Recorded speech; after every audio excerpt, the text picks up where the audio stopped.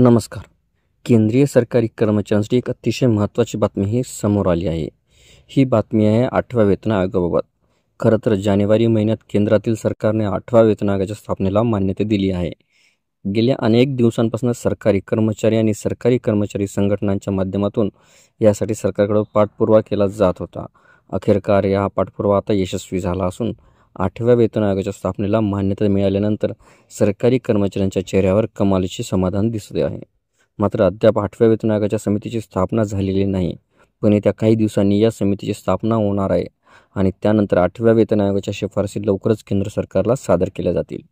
मिळालेल्या माहितीनुसार नवीन वेतन समिती एप्रिलपासून आपले काम सुरू करेल. अशा परिस्थितीमध्ये केंद्र सरकारचे कर्मचारी आणि निवृत्ती वेतनधारकांनी पगार आणि भत्ते सुधारणे अपेक्षित आहे. यासाठी पे कमिशनच्या शिफारसी लागू होतील.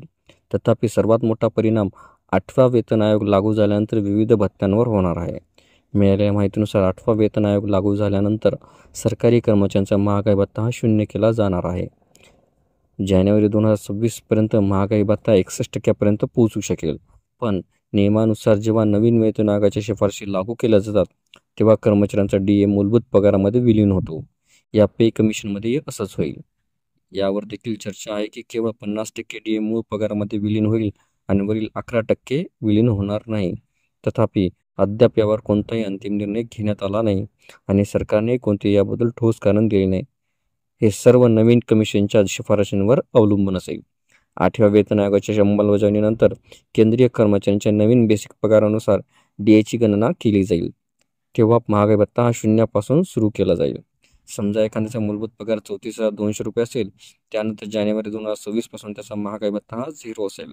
त्यानंतर जुलै 2026 मध्ये 3 ते 4% त्यात जोडले जाईल. तेव्हापासून पुढील गणना ही सुरू होईल. जर महागाई भत्ता 0 असेल तर इतर भत्ते देखील हे त्यासोबतच हे समोर येतील.